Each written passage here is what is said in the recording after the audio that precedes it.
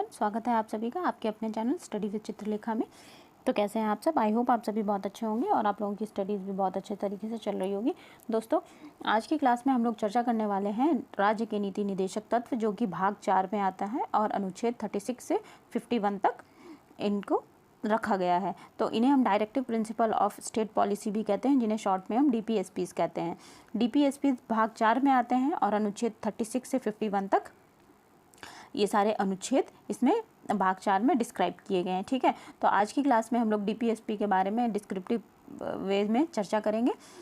इससे पहले कि 3 भाग 1 जो कि संघ और राज्य क्षेत्र है, भाग 2 नागरिकता और भाग 3 में आते हैं फंडामेंटल राइट्स। ये तीनों जो है हम लोग कंप्लीट कर चुके हैं, विस्तृत रूप से इन पे हम चर्चा भी कर चुके हैं। यदि आप लोगों ने इनको देखा नहीं है तो आप लोग पॉलिटी की प्लेलिस्ट में जाकर के चैनल पे वो देख सकते हैं। सारी वीडियोस आपको उस प्लेलिस्ट में मिल जाएगी। तो आज की क्लास को शुरू करने से पहले मैं आप लोगों से कहना चाहूँगी, यदि आप चैनल पर पहली बार आए, चैनल को सब्सक्राइब कर लीजिए, बेल आइकन प्रेस कर दीजिए और वीडियो आप लोगों को पसंद आएगा तो उसे लाइक और शेयर ज़रूर करिएगा। अपना फीडबैक भी मुझे कमेंट सेक्शन में दीजिए, जिससे कि मुझे पता लगता रहे कि ये कंटेंट आप लोगों को कैसा लग रहा है। आप लोगों को क्लास के साथ क्या फीडबैक है मेरे साथ ज़रूर शेयर करिए। तो चलिए हम आज की क्लास को शुरू करते हैं। सबसे पहले हम लोग बात करते हैं DPSP किस भाग में आते हैं। तो DPSP जो है भारतीय संविधान के भाग 4 का हिस्सा है, जिनका कि वर्णन अनुच्छेद 36 से लेकर के 51 तक किया गया है। अब बात करेंगे कि DPSP आखिरकार हैं क्या, ये संविधान का एक महत्वपूर्ण भाग किस प्रकार से है। तो DPSP जो है, DPSP इस प्रकार के दिशा निर्देश होते हैं जो कि संविधान राज्य और केंद्र सरकारों को देता है, जो कि नीति बनाते समय, नीति निर्माण करते समय जो सरकारें हैं उनको ध्यान में रखना आवश्यक होता है, जिससे कि जो भारतीय जनता है, जो जनता है, उनके साथ सामाजिक और आर्थिक लोकतंत्र को प्रभावी रूप से लागू किया जा सके। ठीक है, तो चलिए हम देखते हैं। तो पहला पॉइंट हम लोग देखते हैं।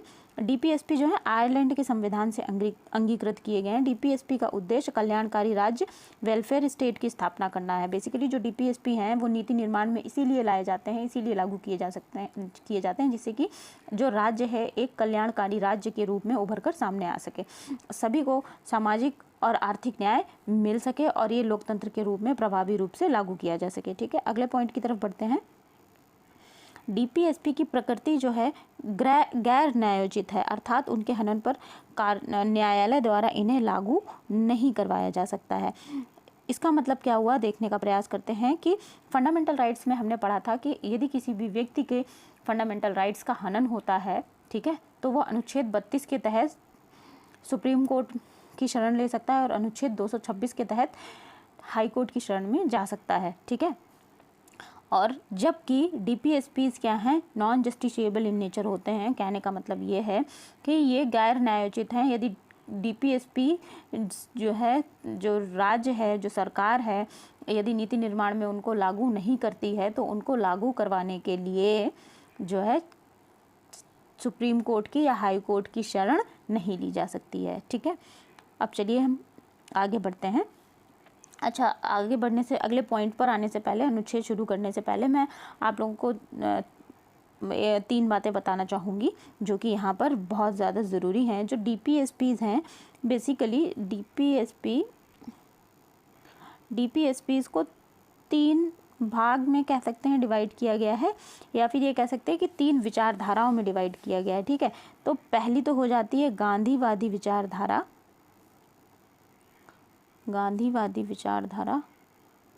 ठीक है। दूसरा हो जाता है समाजवादी, और तीसरा हो जाता है उदारवादी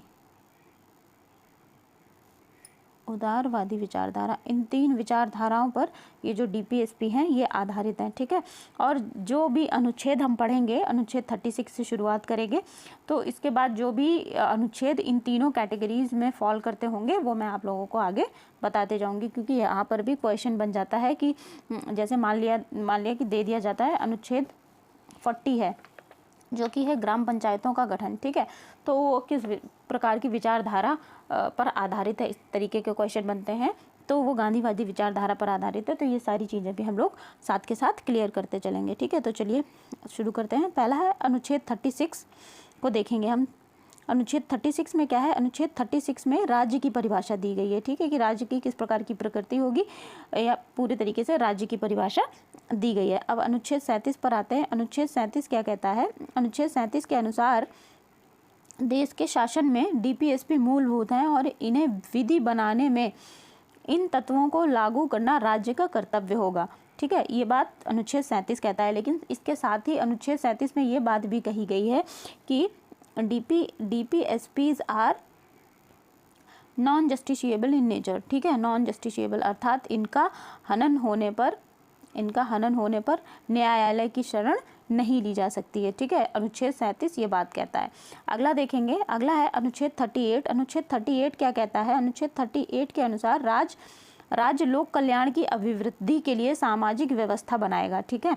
तो ये वाला जो सिद्धांत है, अभी जैसा कि मैंने बताया, इसमें 3 प्रकार की विचारधाराएं बेसिकली विचारधाराओं पर आधारित है, गांधीवादी, समाजवादी और उदारवादी। जो अनुच्छेद 38 है, लोक कल्याण की अभिवृद्धि, ये समाजवादी विचारधारा से प्रेरित है, ठीक है।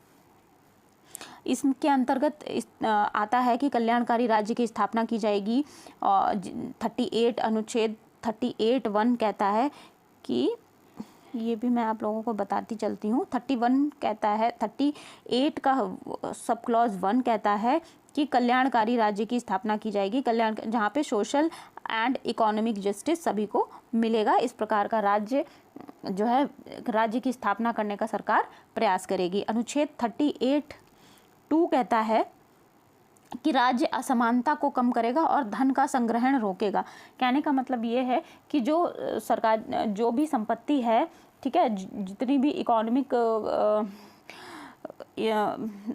स्टेबिलिटी कह लें या जो भी धन का संग्रहण है, किसी एक ही व्यक्ति के हाथ में नहीं होगा। अर्थात कहने का मतलब ये नहीं है कि एक आदमी तो कि बहुत अमीर हो गया और बाकी जनता गरीब हो गई, इस प्रकार की व्यवस्था देश में ना उभरे। इस तरीके से जो है राज्य अपनी नीति निर्माण करेगा, सरकार इस तरीके से नीतियों का निर्धारण करेगी। अनुच्छेद 38 ये कहता है और ये समाजवादी विचारधारा के अंतर्गत आता है। अगला अनुच्छेद देखते हैं, अनुच्छेद 39 क्या कहता है, राज्य द्वारा अनुसरणीय नीति निदेशक तत्व, ये जो है समाजवादी सिद्धांत पर आधारित हैं। अच्छा, अब इनके जो सब क्लॉजेज हैं वो भी मैंने यहाँ पर दिए हैं क्योंकि ये एग्जाम्स में अक्सर सीधे सीधे पूछे जाते हैं, ठीक है। तो अब हम इन पे चर्चा करते हैं। तो अनुच्छेद 39(a) क्या कहता है कि सभी स्त्री और पुरुष सभी नागरिकों को समान रूप से जीविका के साधन प्राप्त कराएगा। कौन? राज्य इस प्रकार से नीति निर्माण करेगा, इस तरीके से व्यवस्था को बनाने का प्रयास करेगा कि स्त्री और पुरुष सभी नागरिकों को समान रूप से जीविका के साधन प्राप्त हों। कोई भी मतलब ऐसा ना हो कि किसी स्त्री को काम की ज़रूरत है, ठीक है, उनके यहाँ कमाने वाले पुरुष नहीं हैं तो स्त्रियों को कोई काम ही ना मिले। इस प्रकार की व्यवस्था राज्य जो है अवॉइड करेगा और इस तरीके से व्यवस्था स्थापित करने का प्रयास करेगा कि स्त्रियों को भी काम के अवसर प्रदान हो, ठीक है। इसीलिए देखिए ना, वुमेन एम्पावरमेंट की जो भी स्कीम्स चल रही हैं और नारी सशक्तिकरण को जो बढ़ावा दिया जा रहा है, ये डीपीएसपीज जो हमारे हैं भाग 4 का हिस्सा है, ये उन्हीं के अंतर्गत राज्य इस तरीके से नीति निर्माण कर रहा है, ठीक है। अगला देखेंगे अनुच्छेद 39(b). 39(b) क्या कहता है, सामूहिक हित के लिए समुदाय के भौतिक संसाधनों का समान वितरण। इसका अर्थ ये हुआ कि जो मतलब किसी एक व्यक्ति का हित राज्य नहीं चाहेगा, राज्य पूरे समुदाय का हित चाहेगा, ठीक है। तो जो भौतिक संसाधन है, जो पब्लिक प्रॉपर्टी है, उसका समान वितरण हो। जैसे कि अब किसी एक क्षेत्र में सूखा पड़ गया, ठीक है, तो ऐसा नहीं हो सकता है कि किसी भी मंत्री का या किसी भी जो भी वहाँ का नेता है या किसी की कोई फेवरेट जगह हो गई तो वहीं पर जाकर के सारे कुएं खुदवा दिए, वहाँ पे सारी सप्लाई चालू कर दी, सब कुछ वैसा हो गया, ऐसा नहीं है। देश में जहाँ भी सूखा पड़ेगा, जहाँ भी बाढ़ आएगी, सबके लिए जितना भी हो, सबके लिए समान कार्य किया जाएगा। जिसकी जैसी ज़रूरत उस हिसाब से कार्य करने का प्रयास राज्य करेगा। इसका अर्थ इस प्रकार से हम लेकर के चलेंगे। 39(c) क्या कहता है, धन और उत्पादन के साधनों के केंद्रीकरण, ये यहाँ पे इसको ठीक कर लीजिएगा, ये उत्पादन होगा, ठीक है। उत्पादन के साधनों का केंद्रीकरण रोकना, इसका डिस्कशन हम पहले ही कर चुके हैं कि धन और उत्पादन जो है किसी एक व्यक्ति के हाथ में ना जाए, उसका केंद्रीकरण ना होने पाए, उसका समान रूप से वितरण हो। इस प्रकार से जो है सरकार नीति निर्माण करेगी, कानून बनाएगी। 39D क्या कहता है? 39D कहता है स्त्री व पुरुष को समान कार्य के लिए समान वेतन।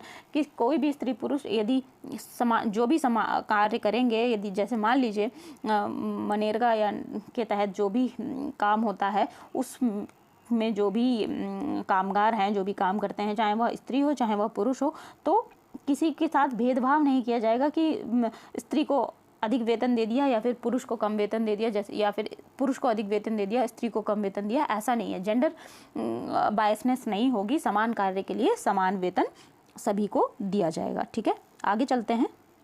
अगला है 39E कर्मकारों को स्वास्थ्य और शक्ति तथा बालकों को का अवस्था के दुरुपयोग से संरक्षण। कहने का मतलब ये है, कर्मकार अर्थात जो काम करने वाले होते हैं, ठीक है, जो कर्मकार होते हैं, उनके लिए स्वस्थ जीवन शैली का निर्माण करना, जिससे कि वे स्वस्थ मतलब काम के साथ साथ स्वस्थ जीवन भी जी सकें। और बालकों का अवस्था के दुरुपयोग से मतलब है कि 6 से 14 वर्ष तक के बच्चों को जो हार्ड वर्क होता है उस पे नहीं लगाया जा सकता, जैसे किसी कारखाने में नहीं लगाया जा सकता, पटाखा फैक्ट्री जो हो गई, जो इस तरीके के काम है जोखिम वाले, वहाँ पर नहीं लगाया जा सकता। तो इन बालकों की जो अवस्था है उनका दुरुपयोग ना हो पाए, इस तरीके के कामों पर उन बालकों को ना लगाया जाए, इस प्रकार के कामों को रोकने का प्रयास कौन करेगा? राज्य करेगा, सरकार करेगी। इस प्रकार के नीतियों का निर्माण करेगी जिससे कि ये जो भी काम है ना हो सकें, और इस तरीके से कानून बनाएगी कि ये जितनी भी नीतियां हैं सही तरीके से लागू हो सकें। ठीक है, चलिए आगे बढ़ते हैं। 39F क्या कहता है? बालकों को स्वास्थ्य विकास के अवसर। बालकों को स्वास्थ्य विकास का अवसर कौन प्रदान करेगा? राज्य सरकार प्रदान करेगी। इसके लिए जो सरकार की बहुत सारी योजनाएं चलती हैं, मातृवंदना योजना चलती है, मिड डे मील चलता है, ठीक है, और आंगनवाड़ी 0 से 6 ईयर्स के बच्चों के लिए, 3 to 6 ईयर के बच्चों के लिए आंगनवाड़ी के जो भी प्रोग्राम्स चलते हैं, टीकाकरण चलता है, मिशन इंद्रधनुष चलता है, ये सारे प्रोग्राम्स इसी तरीके के बालकों के स्वास्थ्य को सुधार करने के लिए सरकार द्वारा चलाए जा रहे हैं। अब आते हैं अनुच्छेद 40 पर। अनुच्छेद 40 अभी हमने इसके बारे में पीछे चर्चा की थी कि ग्राम पंचायतों का गठन है किसके अंदर? अनुच्छेद 40 के अंतर्गत ग्राम पंचायतों का गठन और उन्हें आवश्यक शक्तियां प्रदान कर स्व सरकार की इकाई के रूप में कार्य करने की शक्ति देना। ठीक है, ये करने की शक्ति है, इसको ना कर लीजिएगा, कार्य करने की शक्ति देना। ठीक है, कार्य करने की शक्ति देना। और ये जो विचारधारा है, ये जो गांधीवादी विचारधारा को पोषित करती है। ठीक है, गांधी जी वैसे ही बात करते थे स्वशासन की, वे गांवों को फोकस करते थे, वो ग्रामीण इकोनॉमी में विश्वास करते थे। तो ये जो अनुच्छेद है गांधीवादी विचारधारा से प्रेरित है। अगला अनुच्छेद देखते हैं।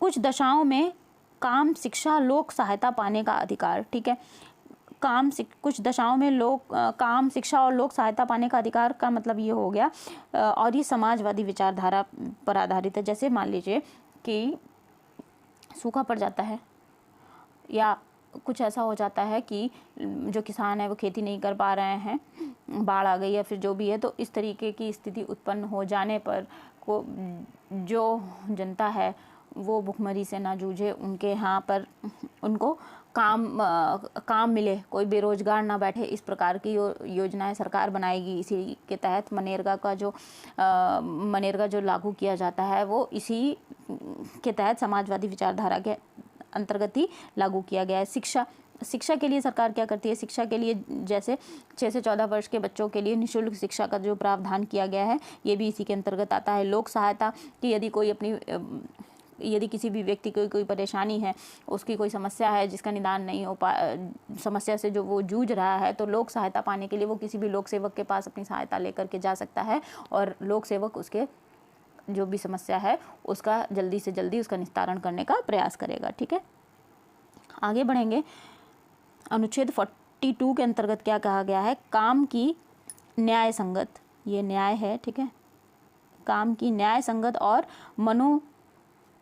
मनोवचित दशाओं तथा प्रसूति प्रदान करने सहायता का उपबंध। ठीक है, काम की न्याय संगत मतलब ऐसा तो नहीं है कि किसी भी व्यक्ति को उस जितनी मजदूरी दी जा रही है उससे ज़्यादा काम करवाया जा रहा है, जिसके अंतर्गत जैसे मान लीजिए बधुआ मजदूर हो गया, कॉन्ट्रैक्ट लेबर हो गया, और ऐसा तो नहीं है कि जो व्यक्ति कामगार है, जो कामगार व्यक्ति है, उसका कुछ मेंटल हैरेसमेंट हो रहा है, ठीक है। तो इस तरीके की जो स्थितियां हैं वो भी उत्पन्न ना होने पाए, इस तरीके का प्रयास सरकार करती है, कानून बनाती है। और प्रसूति सहायता की महिलाओं को जो मैटरनिटी लीव होती है वो इसी के अंतर्गत दी जाती है, और ये समाजवादी विचारधारा से प्रेरित है। ये बात भी आप लोग ध्यान रखेंगे। अनुच्छेद 42 समाजवादी विचारधारा के अंतर्गत आता है। अनुच्छेद 43 देखेंगे, सभी कर्मकारों के लिए निर्वाह मजदूरी, शिष्ट जीवन स्तर तथा सामाजिक एवं सांस्कृतिक अवसर प्रदान करना। जितनी भी फिक्स मजदूरी है किसी भी कर्मकार को, उससे कम मजदूरी नहीं दी जा सकती है। और शिष्ट जीवन मतलब जो एक स्टैंडर्डाइज्ड लाइफस्टाइल होता है वो जीवन वो लोग जिएं। सामाजिक एवं सांस्कृतिक अवसर उनके लिए देना, इसी के तहत जो बनाए जाते हैं ना मजदूर यूनियन संघ बनाए जाते हैं, सभी को सामाजिक और सांस्कृतिक जो है गेट टुगेदर्स होते हैं, वो सब इसी के अंतर्गत होते हैं। और ये भी जो है अनुच्छेद 43 जो है समाजवादी विचारधारा से प्रेरित है। अगला अनुच्छेद देखेंगे, अनुच्छेद 44, भारत के समस्त राज्य क्षेत्र में नागरिकों के लिए एक समान नागरिक संहिता लागू करना, ठीक है। एक समान नागरिक संहिता समस्त राज्य क्षेत्र में, कि भारत के जितने भी, भारत क्या है, एक राज्यों का संघ है, ठीक है। तो कानून जो है सभी नागरिकों के लिए समान होना चाहिए, ऐसा करने का सरकार प्रयास करेगी। और ये किसके अंतर्गत आता है? उदारवादी विचारधारा के अंतर्गत, या फिर बौद्धिक उदारवादी विचारधारा के अंतर्गत आता है। अगला अनुच्छेद देखेंगे, अनुच्छेद 45, सभी 6 वर्ष की आयु पूरी करने तथा प्रारंभिक बाल्यावस्था की देखभाल और शिक्षा प्रदान करना, सभी 6 वर्ष के बच्चों को, ठीक है। तो 6 वर्ष के मतलब 3 से 6 वर्ष के बच्चों के लिए जो आंगनवाड़ी की व्यवस्था की गई है, और प्रारंभिक बाल्यावस्था वही आंगनवाड़ी की 3 to 6 ईयर्स के लिए आंगनवाड़ी की व्यवस्था की गई है। और वहाँ उनके लिए शिक्षा की भी, जो प्री स्कूल होता है, एक तरीके से प्री स्कूल ही कह सकते हैं, उनके लिए इस प्रकार की व्यवस्था की गई है कि वहाँ पर उन्हें शिक्षा भी मिले, ठीक है। और ये उदारवादी विचारधारा के अंतर्गत आता है। अनुच्छेद 46 देखेंगे, राज्य समाज के कमजोर वर्गों में शैक्षणिक और आर्थिक हितों, विशेषता अनुसूचित जातियों और अनुसूचित जनजातियों का विशेष ध्यान रखेगा, और उन्हें सामाजिक अन्याय एवं सभी प्रकार के शोषण से संरक्षित रखेगा। और ये किसके अंतर्गत आता है? समाजवादी विचारधारा के अंतर्गत आता है, अनुच्छेद 46। अगला देखेंगे, अगला है अनुच्छेद 47। अनुच्छेद 47 क्या कह रहा है? राज्य को अपने प्राथमिक कर्तव्यों के रूप में पोषण के स्तर और जीवन स्तर को बढ़ाने के लिए और सार्वजनिक स्वास्थ्य में सुधार करने का निर्देश देता है, और राज्य इसके लिए प्रयास करेगा। स्वास्थ्य के लिए हानिकारक नशीले पेय, नशीली दवाओं आदि का निषेध करेगा। राज्य का प्राथमिक कर्तव्य है कि वो पोषण स्तर और जीवन स्तर को बढ़ाने का प्रयास करेगा, ठीक है। इसीलिए सरकारी योजनाएं बहुत सारी जो चलाई जाती हैं, जैसे जो फ्री राशन दिया जाता है, सस्ते दामों पर राशन दिया जाता है, जो बीपीएल के कैंडिडेट्स हैं, जो आयुष्मान योजना चल रही है, ठीक है, आयुष्मान योजना चल रही है, जिसमें के अंतर्गत 5 लाख तक का फ्री इलाज एक परिवार को दिया जाता है, और जो राशन है फ्री दिया जाता है। इसके अलावा सस्ते दामों पर जो मिलता है, ये सारा अनुच्छेद 47 के अंतर्गत, भारतीय संविधान के अनुच्छेद 47 के अंतर्गत ही ये राज्य का कर्तव्य है, ये उसका फंडामेंटल है कि राज्य जब भी नीतियों का निर्माण करेगा तो इन सबको अपने ध्यान में रखेगा। अच्छा, अब इस पे आते हैं हम कि स्वास्थ्य के लिए हानिकारक नशीले पेय और नशीली दवाओं का निषेध करेगा। एडवाइजरी तो मान लीजिए जो भी टोबैको प्रोडक्ट्स होते हैं, जो लिकर्स होते हैं, उन पे सब पे एडवाइजरी लिखी रहती है, ये तो ठीक बात है, लेकिन उसके बाद भी लोग उसका कंजम्पशन करते हैं, उसका सेवन करते हैं।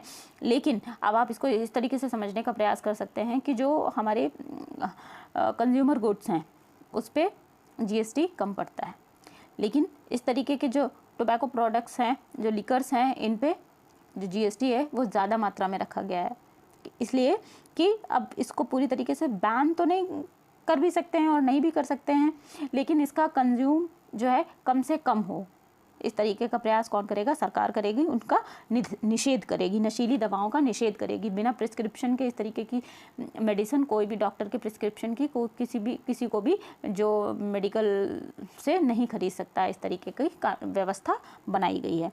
और ये किस तरीके की विचारधारा के अंतर्गत आता है? ये गांधीवादी विचारधारा के अंतर्गत आता है, अनुच्छेद 47। अगला देखेंगे, राज्य कृषि और पशुपालन को आधुनिक और वैज्ञानिक प्रणालियों से संगठित करने का प्रयास करेगा। विशिष्टतया गायों और बछड़ों तथा अन्य दुधारू और वाहक पशुओं की नस्लों का परिरक्षण और सुधार के लिए उनके वध का प्रतिषेध करने के लिए कदम उठाएगा। ठीक है, तो कृषि और पशुपालन का आधुनिकीकरण और वैज्ञानिक प्रणालियाँ, तो इसके अंतर्गत देखिए इस समय कितनी सारी योजनाएं चल रही हैं। गोवर्धन योजना चल रही है, ठीक है, जो गोवंश हैं उनके लिए गौशालाएं बनाई जा रही हैं, चारागाह जो बनाए जा रहे हैं, ठीक है, और इन जो भी छुट्टा मवेशी होते हैं इनके लिए ही जो गौशालाएं हैं उनका निर्माण किया गया है। और कृषि को, जैविक खेती को बढ़ावा देने के लिए भी हमारी सरकार ने बहुत सारी योजनाएं चलाई हैं। तो ये सारा DPSP जो हमारे सरकार है उसके जो नीति निर्माण में फंडामेंटल चीज़ें हैं उनको लागू करने के लिए ही सरकार इस प्रकार से नीति निर्माण कर रही है कि ये सारी चीज़ें जो है नीति निर्माण में ये चीज़ें आए और वो ज़मीनी स्तर पर लागू हो सकें। ठीक है, अब ये वाला जो अनुच्छेद है ये गांधीवादी विचारधारा के अंतर्गत आता है। ठीक है, गांधीवादी विचारधारा के अंतर्गत आता है कौन सा अनुच्छेद? अनुच्छेद 48। अच्छा, अब एक चीज़ इसमें अनुच्छेद 48A भी है, ये थोड़ा इम्पॉर्टेंट है, इसको भी देख लेते हैं हम लोग। इसके अंतर्गत क्या बात कही गई है?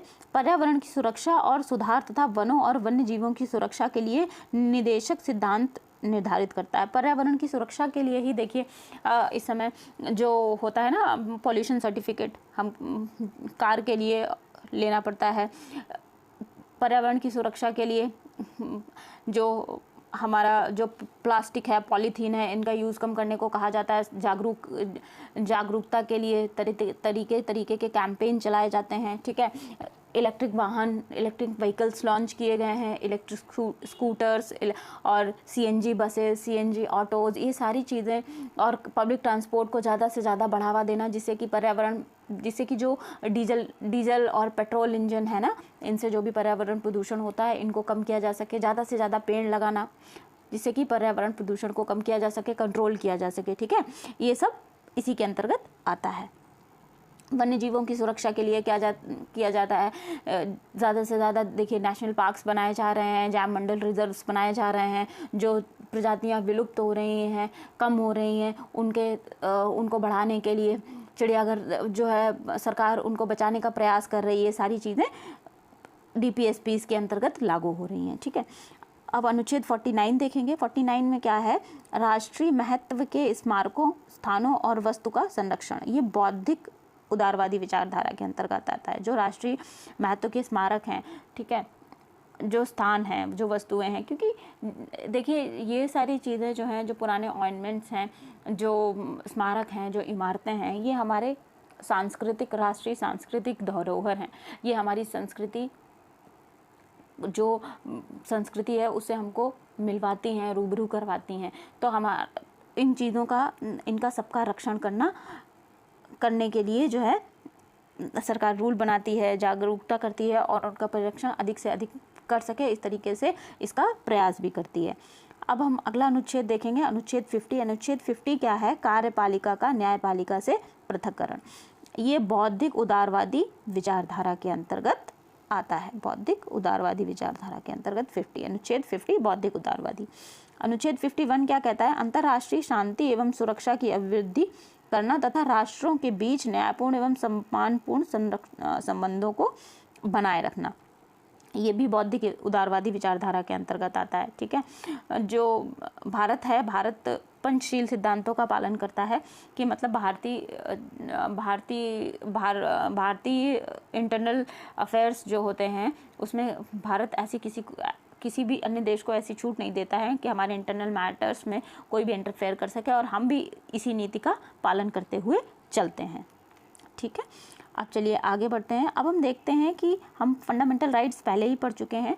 यहाँ पे मैं आप लोगों को बताना चाहूँगी, अगर आप लोगों ने फंडामेंटल राइट्स की क्लास नहीं देखी है तो आप पहले इसको जाकर के कंप्लीट कर लीजिएगा, फिर उसके बाद DPSPs देखिएगा कि अगर आप फंडामेंटल राइट्स कंप्लीट कर लेते हैं तो फिर क्या है कि DPSP आप लोगों को बहुत अच्छे से समझ में आ जाएंगे। और अब हम यहाँ पर करने वाले हैं डिफरेंस कि फंडामेंटल राइट और DPSP में क्या फ़र्क होता है। तो फ़र्क जानने के लिए पहले आप लोगों को फंडामेंटल राइट्स भी पता होने चाहिए और DPSP भी पता होने चाहिए, तो फ़र्क अपने आप समझ आ जाएगा। ठीक है, तो चलिए हम शुरू करते हैं। और जिन लोगों ने फंडामेंटल राइट्स की क्लास नहीं की है वो लोग पॉलिटी की प्लेलिस्ट में जा करके ज़रूर देख लें। तो पहला जो डिफरेंस है वो हम देखेंगे, मूल अधिकार नकारात्मक प्रवृत्ति के होते हैं, क्योंकि यहाँ पर राज्य को कुछ मामलों में राज्य को प्रतिबंधित किया जाता है। अच्छा, होता क्या है, जो फंडामेंटल राइट्स होते हैं वो व्यक्तिक होते हैं, ठीक है, नकारात्मक प्रवृत्ति के होते हैं। कैसे? राज्य को मना किया जाता है कि राज्य ऐसा काम नहीं करेगा कि जिससे कि किसी व्यक्ति के फंडामेंटल राइट का हनन हो। राज्य ये नहीं करेगा, राज्य वो नहीं करेगा, राज्य स्वतंत्रता पर प्रतिबंध नहीं लगाएगा। तो वो जो फंडामेंटल राइट्स में ना आ रहा है, नो आ रहा है, वो नकारात्मक प्रवृत्ति को दर्शाता है। ठीक है, DPSP जो हैं ये सकारात्मक प्रवृत्ति के होते हैं। राज्य कुछ कार्य करने में से इनकी आवश्यकता होती है, कुछ कार्यों को करने में इनकी आवश्यकता होती है। कैसे? अभी जैसे हमने ऊपर देखा कि राज्य क्या करेगा, जो धन का संकेंद्रण है उसको रोकने का प्रयास करेगा। ठीक है, ये पॉजिटिव इन नेचर हैं, जबकि fundamental rights negative in nature होते हैं। ठीक है, अगला देखते हैं डिफरेंस, ये न्यायोचित होते हैं। मतलब अगर फंडामेंटल राइट्स का हनन होता है तो कोई भी व्यक्ति, किसी भी व्यक्ति के फंडामेंटल राइट्स का हनन होता है तो अनुच्छेद 32 के तहत सुप्रीम कोर्ट और अनुच्छेद 226 के तहत हाई कोर्ट की शरण में जा सकता है। लेकिन जो DPSP होते हैं ये गैर न्यायोचित होते हैं, नॉन जस्टिशिएबल होते हैं, इनको न्यायालय से लागू नहीं करवाया जा सकता है। अगला डिफरेंस देखते हैं, जो मूल अधिकार होते हैं वो देश में लोकतांत्रिक राजनीति व्यवस्था स्थापित करते हैं। ये जो फंडामेंटल राइट्स होते हैं वे बेसिकली राजनीतिक स्वतंत्रता को बढ़ावा देते हैं, जबकि DPSP क्या करते हैं कि सामाजिक और आर्थिक लोकतंत्र की स्थापना को स्थापित करते हैं। कैसे? आर्थिक, जैसे सामाजिक, सभी इसमें DPSP में क्या होता है, ये व्यक्तिक नहीं होते, सामुदायिक होते हैं। कह रहे ना कि अभी हमने पीछे पढ़ा था एक अनुच्छेद में जिसमें कहा गया था कि राज्य लोक कल्याण की अभिवृद्धि के लिए, अनुच्छेद 38 की बात कर रही हूँ, अभिवृद्धि के लिए और सामाजिक व्यवस्था को बनाए रखेगा। ठीक है, सामाजिक व्यवस्था को बनाए रखेगा। और अगले अनुच्छेद में हमने पढ़ा था कि धन के संकेंद्रण को भी राज्य रोकेगा। तो क्या हो रहा है कि समाज, ये पूरे समाज को लेकर के चल रहा है, किसी एक व्यक्ति को नहीं चल रहा है। राज्य के लिए तो सभी बराबर हैं, तो पूरे समाज को लेकर के चलेंगे। और आर्थिक लोकतंत्र की भी स्थापना करेंगे कि लोकतंत्र तो तभी होगा जब सभी समान रूप से सभी में धन वितरित हो। ठीक है, तो ये सामाजिक और आर्थिक लोकतंत्र की स्थापना करता है। फंडामेंटल राइट्स को क्या है, विधिक मान्यता प्राप्त है। कैसे? कि अगर इनका हनन होता है तो सुप्रीम कोर्ट या हाई कोर्ट जा सकते हैं, लेकिन इनको नैतिक और राजनीतिक मान्यता प्राप्त है, इनको विधिक मान्यता नहीं प्राप्त है। राज्य के लिए ये नीति निर्देश होते हैं कि संविधान में ये कहा गया है कि जो राज्य नीति निर्माण करेगा इन DPSPs को शामिल करेगा, लेकिन यदि नहीं करता है तो उसको सुप्रीम कोर्ट के द्वारा लागू नहीं करवाया जा सकता है। ठीक है, आगे बढ़ते हैं। मूल अधिकार व्यक्तिगत कल्याण को प्रोत्साहन देते हैं, जब ये व्यक्तिक हैं।